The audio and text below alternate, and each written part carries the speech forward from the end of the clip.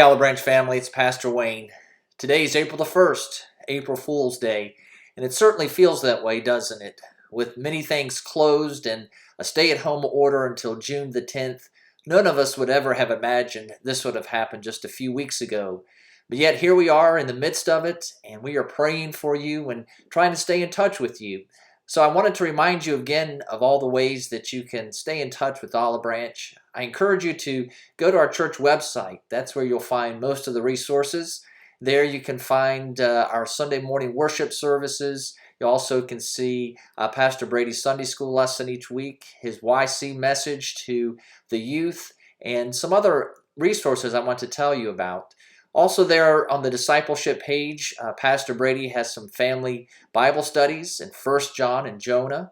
Also on the children's page, there you can find free resources from Lifeway for children's Sunday school. And also on that discipleship page, a new resource that I want to tell you about today. The Southern Baptist North American Mission Board has a new 4-week family devotion that I want to reference today. It's called Seeing Jesus Through the Uncertainty. And we're going to talk about that in a moment, but I want to let you know that that's there on the website as well. I know all of these resources are online and difficult for people who don't have computers or access to the internet.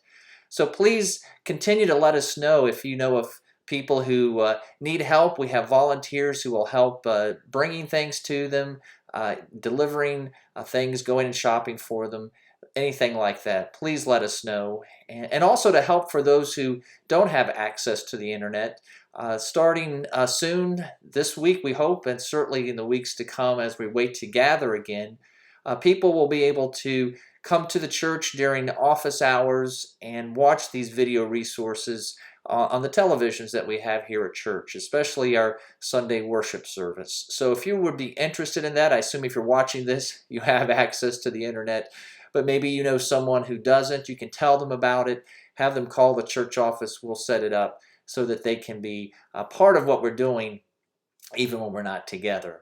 As I said earlier, the North American Mission Board has a 4-week devotion, and today's devotion comes from the Gospel of Mark, where Jesus calmed the storm.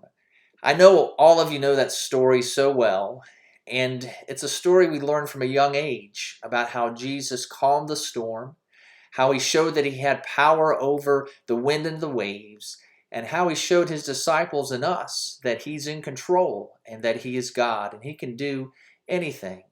But what I like about that story in the Gospel of Mark is how Mark puts all of those miracles together in a group. If you look at the gospel, not only is that miracle there, but surrounding it are other miracles. Jesus also healed a man who was possessed by many demons.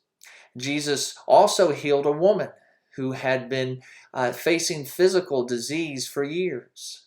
And most importantly, Jesus also raised a young girl from the dead back to life.